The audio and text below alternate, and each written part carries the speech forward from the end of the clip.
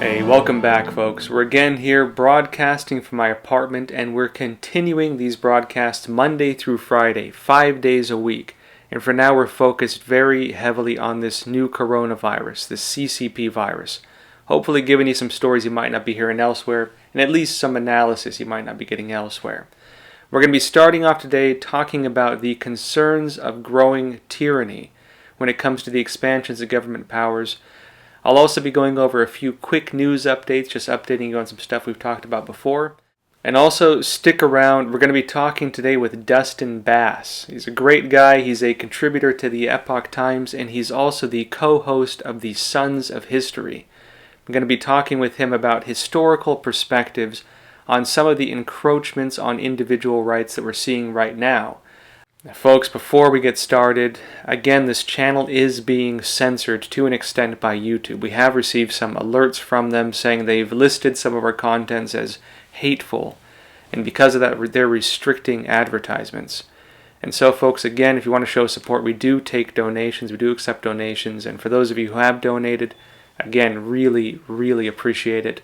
And of course, I know it's rough times. Any kind of support helps us. Like, subscribe, tell your friends and family about it. Really, anything helps us, folks. So if you do like this program, please, tell someone about it. Help us get the word out.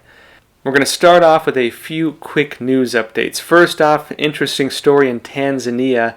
They have kicked out the WHO after goat and papaya samples came back COVID-19 positive. With the rise in false coronavirus cases, the Tanzanian president, John Magufuli, growing suspicious of the World Health Organization, decided to investigate the claims himself.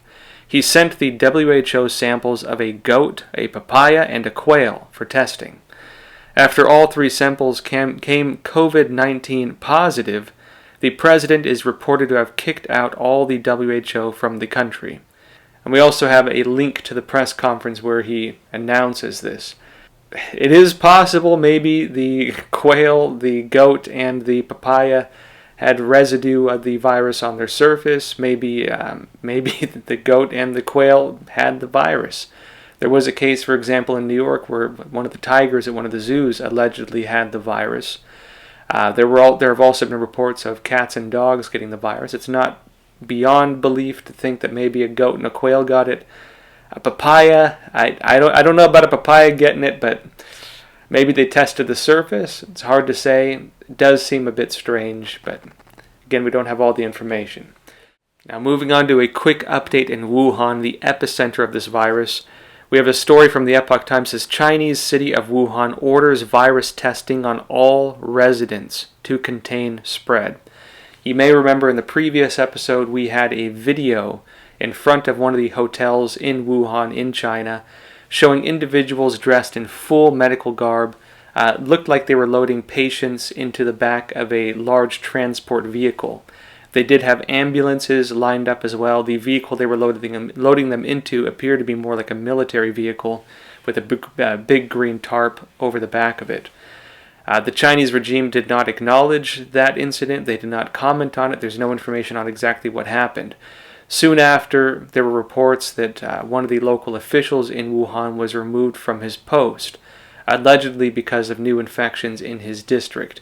And now we're seeing that the Chinese regime is ordering every single person in the city of Wuhan to be tested for the virus.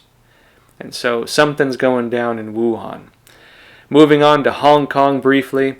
Hong Kong is going to prioritize the passing of a contentious anthem bill. And this will criminalize the abuse of the Chinese national anthem. And again, as Hong Kong protesters are going out on the streets and challenging the influence of the Chinese Communist Party in their country, this is a pretty big deal. Because this again ties to the idea of whether or not they can peaceably protest or peaceably express their discontent with the Chinese regime. And also, the Trump administration is moving to block U.S. pension fund investment in Chinese equities. For those of you who don't know, U.S. pension funds were being taken and invested in Chinese equities. And here's a quote from the Epoch Times that says, Leading Trump administration officials on May 11 moved to block further investment by U.S. federal retirement funds into Chinese equities that, quote, present significant national security and humanitarian concerns. There's also the issue of whether we should be investing our pensions in China at all, let alone at the time of major crisis when the Chinese economy might not be bouncing back. And for federal workers wondering where their pensions went, this may be a big issue soon. Moving on, there is concern, not just around the world but in the United States as well, on the expansion of government powers and what this means when it comes to the possibility that we are facing rising government tyranny, or the idea that new powers created to deal with this virus may not leave once things are said and done. Go over a few headlines on this, then go into some analysis.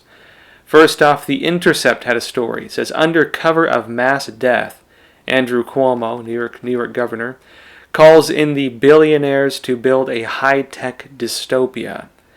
And of course we know that he has gotten, for example, Bill Gates to help develop this new education system. He's also gotten Michael Bloomberg to go and develop this whole system for contact tracing. And there is a lot of concern as to what kinds of programs they will actually create. And of course, what kind of information they're going to be collecting on individuals in New York and what that means for our rights. CNN is reporting, quote, 75,000 Americans at risk of dying from overdose or suicide due to coronavirus despair, group warns. And this is again one of the concerns of having people on lockdown, of dealing with isolation, dealing with possibly losing friends or family, dealing with fear, and dealing, of course, with possible job loss.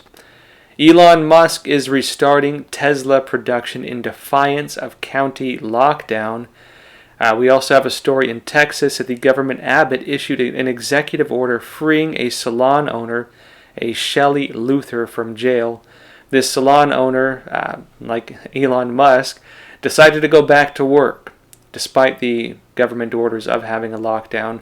Her argument, given in front of a judge, was that her children did not have enough food, that she could not feed her own children, and she needed a form of income. She was arrested, she was sent to jail. And now you have the Texas governor making an executive order to free her from jail. Not clear what's going to happen to Elon Musk. We'll have to wait on that one. Business Insider previously reported that nearly half of insured Americans think they can't afford coronavirus treatment. With costs exceeding $3,000, they may not be wrong. In other words, American citizens are facing the issue that they may not be able to afford to get treatment for this virus if it's not covered by their state. And while American citizens are sometimes not able to afford health care, states like New York, California are giving free health care to illegal aliens. This is from NPR before. California's first state to offer health benefits to adult undocumented immigrants. This is Market Watch. New York City will cover illegal immigrants as part of $100 million a year health care expansion. And now many states are facing the issue that they may not have enough money to deal with this virus. New York in particular may not have enough money to even reopen the state, even if the virus is over, in terms of renewing state jobs. Now the House Democrats have unveiled a new coronavirus bill estimated to cost $3 trillion, and the largest stimulus package yet according to Fox News. And it says, quote, of the more than $3 trillion package, about $1 million would go to state, local, and tribal governments, according to three sources briefed on the proposal. And when we look at possibilities of why states or cities might need that, let's look at some of the cases. This is from The Intercept. Mayor Bill de Blasio says New York City can't afford hotel rooms for the homeless, but FEMA could actually foot the bill. This is something California is doing. They are putting homeless in hotel rooms.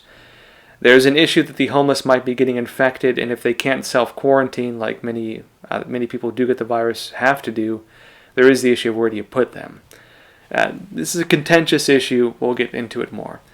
This is from The Gothamist. Bill de Blasio says New York City can't afford half-price MetroCard subsidy for poor New Yorkers. This is from Bloomberg. De Blasio says New York City can't afford to open beaches even if safe because they can't afford government workers to go and serve their different jobs at the beaches. This is from Fox News again. De Blasio, NYPD Commissioner.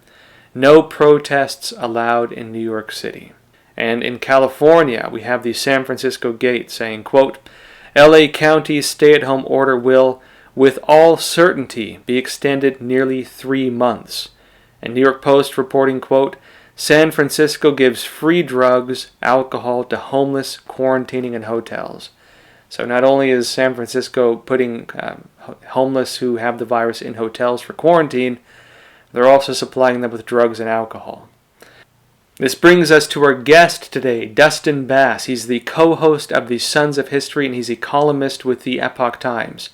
And we're going to be talking about some of the historical perspectives on crisis legislation, like we're seeing now with this pandemic, different states creating expansions of laws and creating even not necessarily laws but edicts that are being treated as laws, and what those mean for us as a country going forward, and also what they mean when it comes to state rights versus things like constitutional protections. Where do we draw the line with these things?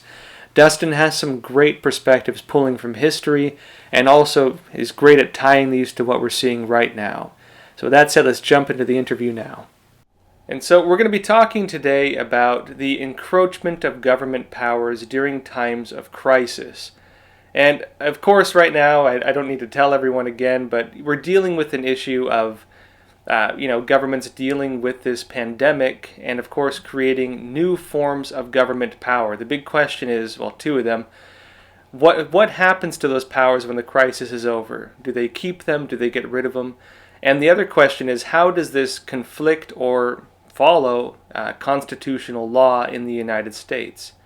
And so, Dustin, I know you did a couple articles for Epoch Times about this, and you also run the show Sons of History, where you look at a lot of history, of course, and tie it to today. So why don't you tell us first about the articles you wrote about this topic? All right, so one of the first articles that I wrote for the Epoch Times was called COVID-19, Madison, and the circumstances or the consequences of crisis legislation. And what I was talking about was whenever you have an issue like the pandemic that's going on, but I also utilize other things like 9/11, where Congress passes legislation due to a certain specific moment in time, and yet that legislation has always an expiration date, and yet that those laws continue to come up to Congress. They repass it. They may add more things to it. They may take some things away from it. And we know this most specifically from the USA Patriot Act. That was, developed because of the 9/11 attack. And yet every year it is continued to pass through, like the National Emergency Act of 1976. Presidents continue to utilize that because you were given an annual method of passing that legislation again or continuing a national emergency. And so 9/11 was this moment in time where, okay, let's declare a war on terror. And that should be something that we always sort of like, whenever we hear war on, our ears should perk up. And that's something that bothers me right now is, you hear the president say, it's a war on COVID-19. And so this legislation will pass. And you can look through history. You can go back a couple of hundred years and see legislation that has passed that has continued on. The Alien Sedition Act of, during the John Adams years. Well, you see that again 100 years later under Woodrow Wilson. So it's not like something, is done and then they're like, okay, it expired, we're done with it. And that's what I was just talking about. These laws that are being passed right now under the pandemic, they are going to continue. They're supposed to end at the end of this year. I can almost guarantee you that all of that legislation is not going to be thrown in the trash once this is over. Yeah, well, and this is something a lot of people are talking about right now, which is the rise of the high-tech dystopia coming about through this pandemic. Because they're developing a lot of different technologies, for example, for contact tracing to see who had the virus and who was in touch with who. not just in the US, but in other countries like Australia, for example, where they're building these technologies and they're also controversial there. You're building different types of systems for, say, work at home, education at home, different types of technologies. Again, tracing big data, things like this.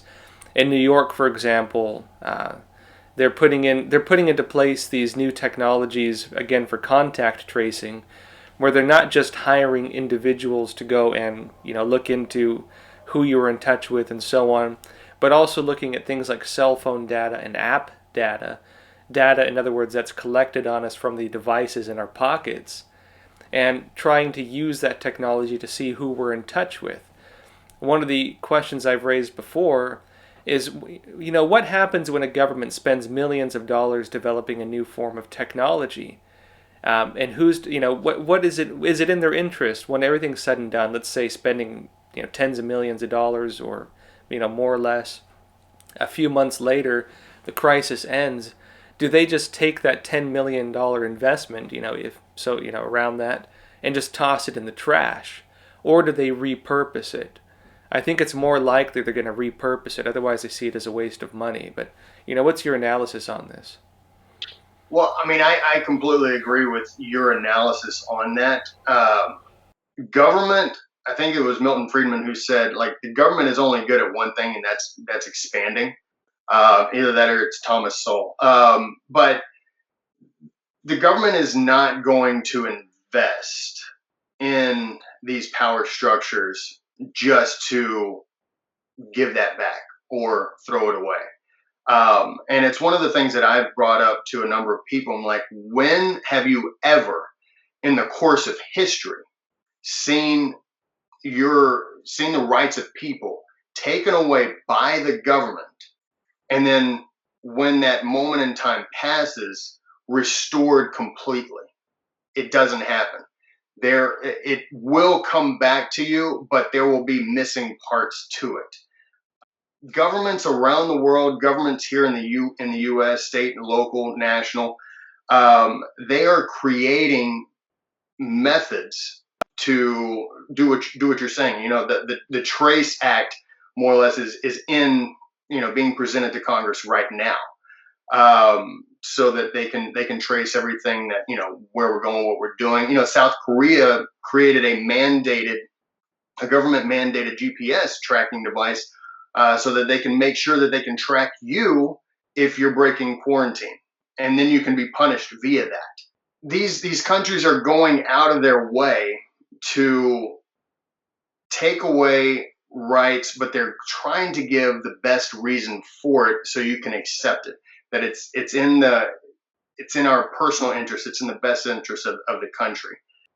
History tells us that this is how it goes. The country is not. Look, you can go into something as the war on poverty. The war on poverty was instituted in the 60s. And if you look at the numbers and you say we've spent over the past, since 1964, we've spent over $21 trillion, you'd say entitlement spending, right? Now, not all of that is based on welfare, right? So I'm not going to say that all $21 trillion is based on welfare, but that's really where a lot of that came from. And then you look at the numbers on poverty, and they've stayed like this. They haven't moved, right? It hasn't gotten better. But does that mean that the government's saying, well, let's rethink this, let's come up with a different way? No, it's about power. It's about one thing. And it's the excuse of, well, we spent $10 million, we spent $10 billion, well, we spent $100 billion on this. It would be irresponsible. And you'll hear words like this from congressmen. It would be irresponsible, fiscally irresponsible. I mean, when was the last time you've seen Congress actually be fiscally responsible? So, but they'll say it's fiscally responsible for us just to do away with what we've done. And especially when they realize the power that will come with it. I asked the question from friends, family, just random individuals, not so much random individuals on the street, but just strangers. And I'm like, so let me ask you a question. You're fine with what's going on right now. you're fine with being told you must stay inside of your house.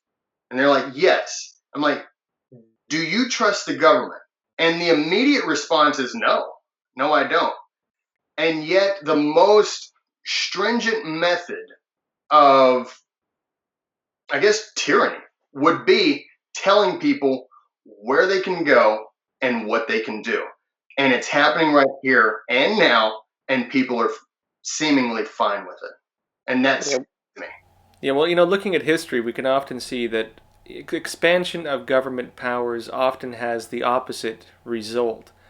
We can look at the corporate reforms, for example, which, of course, if we go back to like, early 1900s, funny enough, a lot of the conservatives were the ones concerned about monopoly, business monopoly, as factory manufacturing was coming about.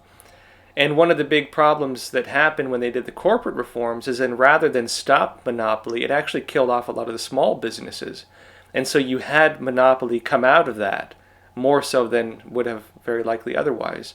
When it came to the war on poverty, again, as you mentioned, we had kind of an opposite effect, where instead of doing away with poverty, it stabilized poverty. It subsidized poverty.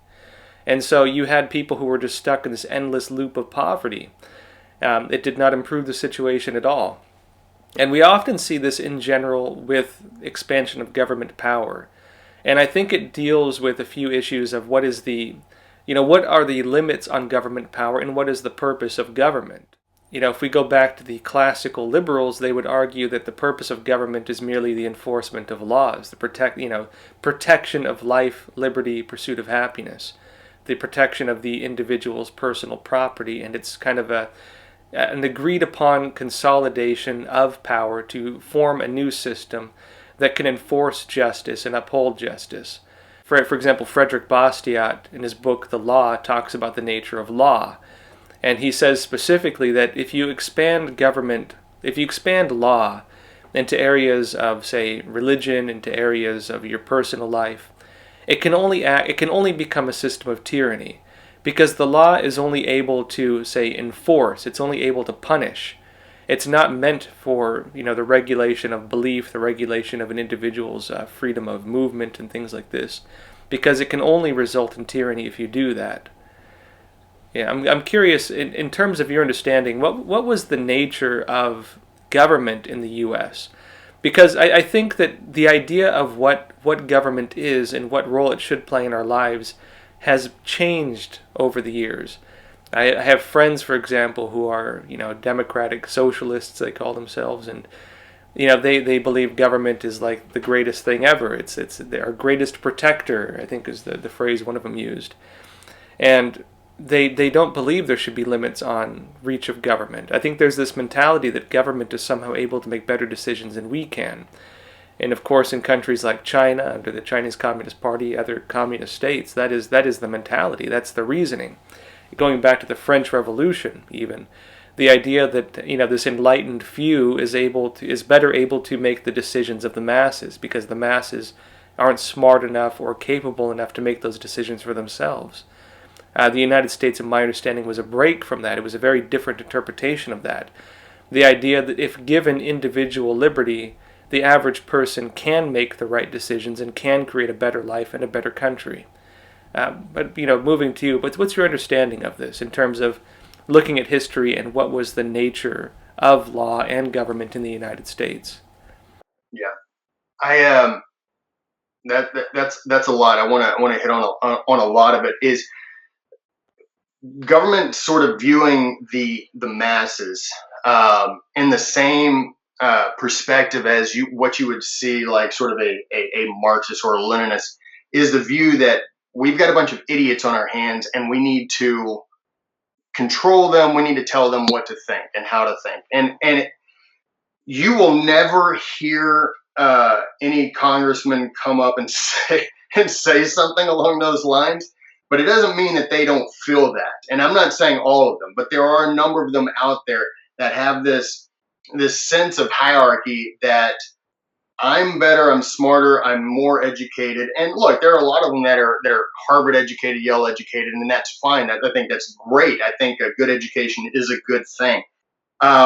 But it doesn't change the fact that when you have this mentality that you're so much smarter than everyone else, there is this idea that presents itself that you know better than everyone else. And I think this whole pandemic situation where you have, I'm a small business owner, when you had the SBA and Congress saying, we've got an idea that will take care of this situation.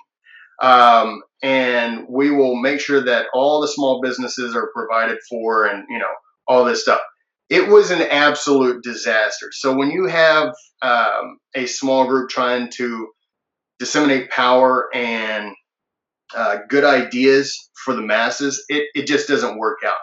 People saying, well, the government is like sort of the giver of rights. No, Thomas Jefferson wrote it down very well that governments are strictly to secure the rights that are endowed by our Creator. And of these, not all of these, but of these are life, liberty, and the pursuit of happiness. A lot of people will take that pursuit of happiness and just put happiness in their mind and say the government is there to secure their happiness. And like, no, they're there to secure that you have the opportunity to pursue your happiness within the law, as long as you're not, destroying property and killing people or whatever. Though the laws or the amendments and the rights that were put into place in the Bill of Rights, those are negative rights. Those are the things that said government will not be allowed to infringe upon you in these areas of religion, of the press, of speech, of peaceably assembling together. And as I am saying these things, people should think, well, that's not happening right now. In fact, the government has been infringing upon what is our First Amendment rights, along with our Fourth and our Fifth and our Eighth and our 14th Amendment rights. And I can go into detail about that. But with the turn of the 20th century, there became this idea of we need more rights and we need the government to actually create and give rights. And you saw that created with FDR with his new Bill of Rights. And he started saying, you should have the right to not be afraid or have no fear, the right to, all of these things like housing and different stuff like that. Well, in America, we said, no, that's not going to work. That we're not passing that. But who did pass that? Who did pick up those rights? The United Nations. The UN picked up those rights and took those, and you read them and you're like, okay, this is what FDR put into play. But that's not the goal of government. That's not supposed to be. And it would be naive to say that government doesn't want more control and more power, because you see that over the millennia. But as you said, America was built to be different. It was built to be self-governing. Like everyone was self-governing, and it really pissed off the American colonists against the British government, because we had more or less been self-governing for like 150 years. And then all of a sudden, after the French and Indian War, King George III needed to pay off those debts. And there is the argument that, Americans owed the British government for protection, whatever. But regardless, the whole idea of taxation without representation is tyranny. When you don't have representation and laws are passed, that is tyrannical. And that is more or less what's happening today, despite the fact that our representatives are passing legislation that we're like, we don't want this passed. And Jefferson, in the Declaration of Independence, said, whenever governments go against these, what they're supposed to do, it is the right of the people to alter or abolish that government. And it's not always contingent on elections. You see the protests that are going on, and eventually you can get to the point where you're like, no, we're not moving until the government or the governor resigns or the mayor resigns or something like this. Like, we've had it. And Americans need to get to the point that sort of is the case. And with FDR's idea of more rights, well, you see what happens, the fallout from that is when you have more rights that are given by the government to the people, and like this is secured by us, it's created by us, more rights actually equals fewer rights, because now you are doing class protection, things along these lines where it's okay, this is for these people, and you, the masses, or these majority groups, or even minority groups, you must accept and think this way and believe this certain way. So when you get to the point where you're doing positive rights, you end up taking more rights away from people. And that's an important point, actually. And that's actually what Bastiat warned about in the law, which is, again, government can only act through power, can only act through force. And so when you create rights, that only works through the creation of laws that restrict the rights of others.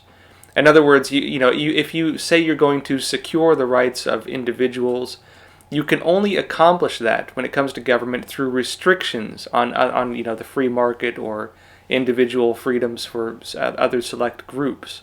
Is this what you're seeing as well?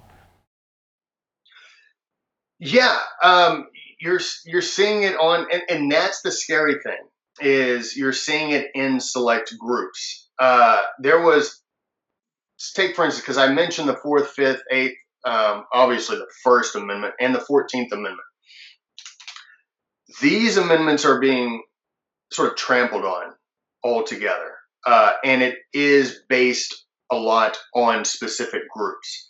And you can take it from a business perspective, but you can also, let's take it from a religious perspective.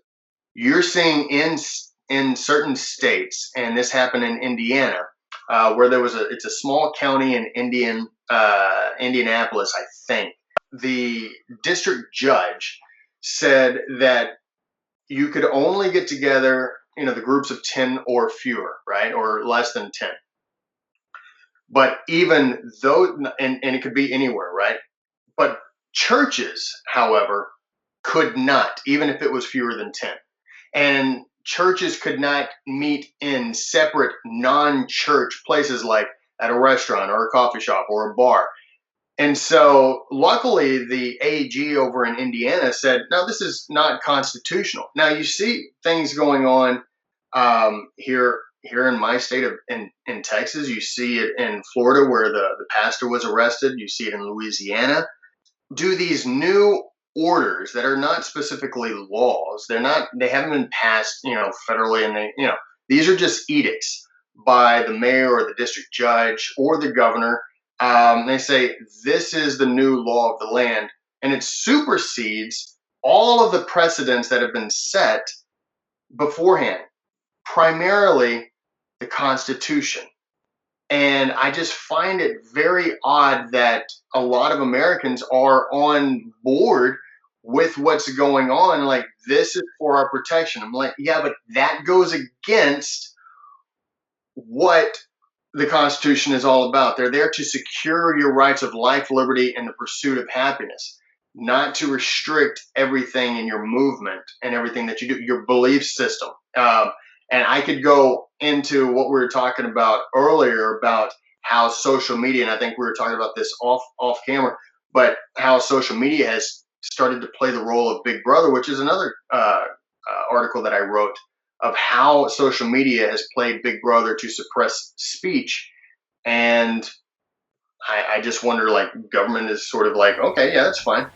Yeah, well, I think this brings up an interesting point, and it's been a point that has been an issue in the United States from the get-go, which is how do state rights relate to federal, state law versus federal law, and state rights versus the rights of the land.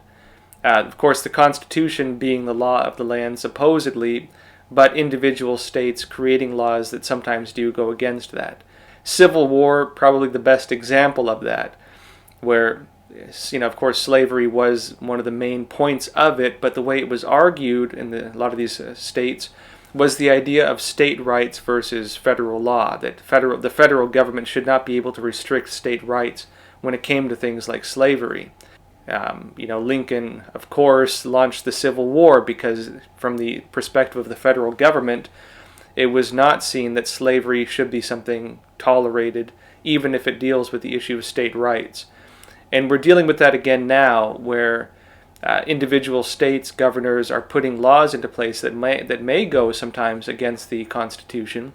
Attorney General William Barr announced just recently saying that the Justice Department may actually back lawsuits if people in different states in the U.S. want to file lawsuits against governors who create laws or enforce things that violate constitutional rights. The Justice Department may support them in those lawsuits against the governors. And so here we are again, history kind of repeating itself in that regard. From your perspective, you're great when it comes to history. What is the balance between state rights and, say, law of the land like the Constitution? So the 10th Amendment secures the rights of the states for whatever the federal government doesn't apply nationally. And that would be, in the Bill of Rights, and there's obviously a lot of federal laws, but there's also a lot of, laws that are written just strictly for the states. And that's great. But like you said, in the Constitution, it says that this is going to be the law of the land. So that's across the board. So you are not allowed to go against what the Constitution says. Like, that is the supreme thing. Everything else falls under it. State and local governments have been ignoring it. And I think that they've been doing it because they've been able to get away with it. And honestly, they've been able to get away with it for a very long time. But now this pandemic it's a terrible thing, but also for our constitutional rights, I think it's a positive thing to an extent, because it's opening up people's eyes to seeing how far government is willing to go to suppress the rights of individuals. I think at the same time, and we see this, and I think you and I have had these conversations. I've had this conversation with a lot of people where kids are graduating from high school or going through college, and there are plenty of adults who don't know what their rights are. They don't know what the Bill of Rights secure, and they don't know really what the power is behind that. And so I'm 100% behind what AG Barr says about, the DOJ should back people who are saying our rights are our rights are being removed. It's almost like the Constitution has suddenly become null and void, and it's only the tyrants that be within certain states and certain cities that our whatever we say, that is what you're going to do. Dustin, real pleasure having you on the show. I think this is some great points. Well, I had a great time, man. Thank you so much for having me, brother. I appreciate it. So again, Dustin, where can they find your show? They can find it on Apple, Google, Stitcher, Spotify. Just search "The Sons of History," and it'll be like a red cursive S. That's our symbol. And so we've been going on for about a year and a half, closing in on 2 years. Me and my good friend Alan Joaquin,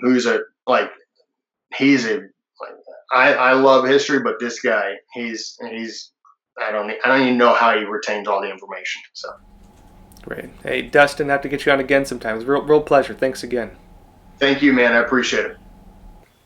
Now again, folks, we're continuing these broadcasts Monday through Friday, and we actually premiere on YouTube each day at 10:30 p.m. Eastern Time if you'd like to join the live broadcast. That said, if you haven't already, please don't forget to like and subscribe. Again, we really need your support. If you really want to support us, also tell a friend or family member about the show. Again, it really helps us get the word out there. And of course, folks, please take care of yourselves, stay healthy. We'll see you next time.